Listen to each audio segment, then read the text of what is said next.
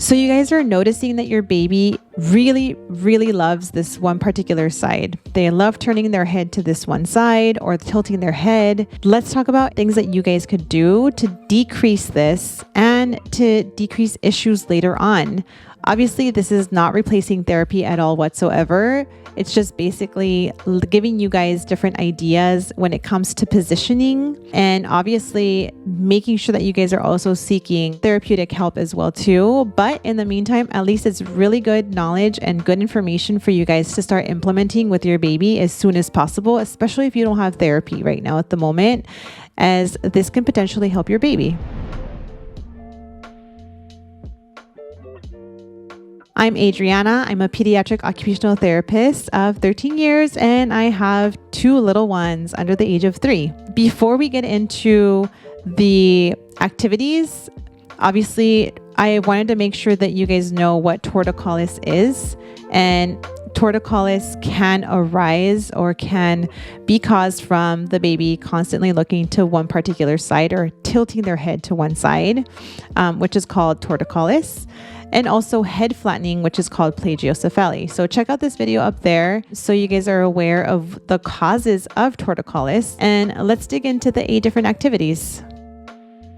When it comes to positioning and when it comes to a baby constantly looking to one particular side, if they're looking more towards the right side or the left side, it doesn't matter, and you're positioning them in the crib or in a bassinet and it's against the wall, make sure that you're switching the baby's head from one side to the other side, because they constantly want to look at the caregiver that's approaching them from the door. So for example, if your baby loves to look towards the right side and you're constantly positioning the baby's head, and the baby constantly turns to the right side to be able to look at you, then try and position the baby's head over to the opposite side of the crib, so they are able to turn more so towards, for example, again, the left side, because they love the right side.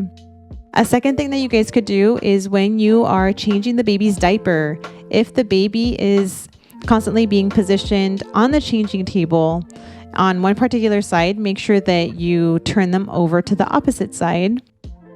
The third thing is bottle feeding. Making sure, if your baby is bottle feeding, making sure that you are switching sides.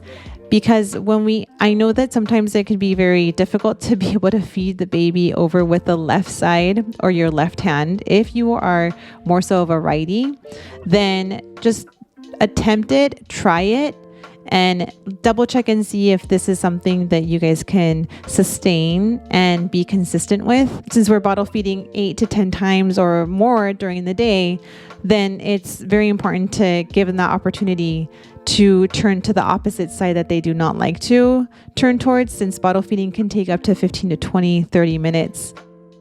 Same goes with breastfeeding as well too. So making sure that you are positioning the baby from the regular football hold or regular cross cradle hold, and making sure that the baby is turning to the opposite side as well too, and working really on that side that sometimes they have a little bit of difficulty with, to be able to practice that latch, to be able to practice that positioning of the head.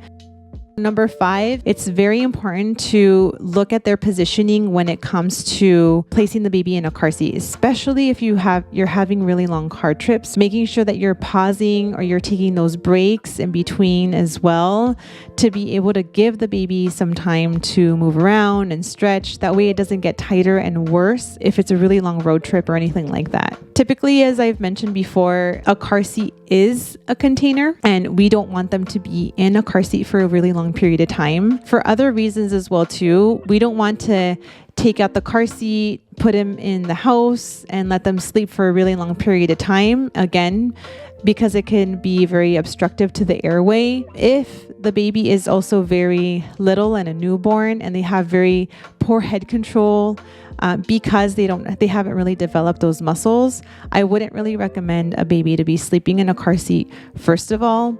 Obviously, if you're on the road and there's somebody back there and being able to keep an eye out on the baby.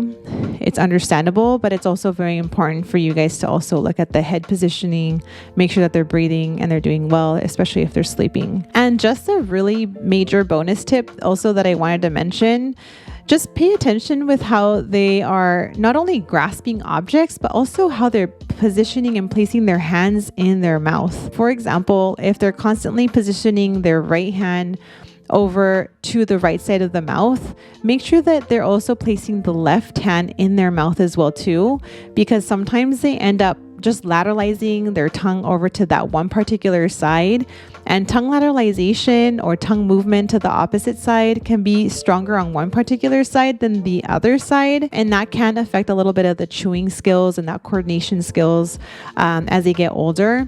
So just something for you guys to consider as well too. So hopefully these tips and these different activities can really help your little one out and help you out in the meantime while you're seeking for help, especially if your baby is not really improving or not doing really well. Seek out help. Get your pediatrician to sign a referral out. And if they're very hesitant when it comes to sending out a referral, or they just want to wait and see, I would just highly suggest you guys to refer yourselves out to early intervention, because I know every state most likely has early intervention out there. And really just, again, seek out that help for sure. Subscribe, share, and hit the notification bell so you guys are aware of when I'm posting up videos.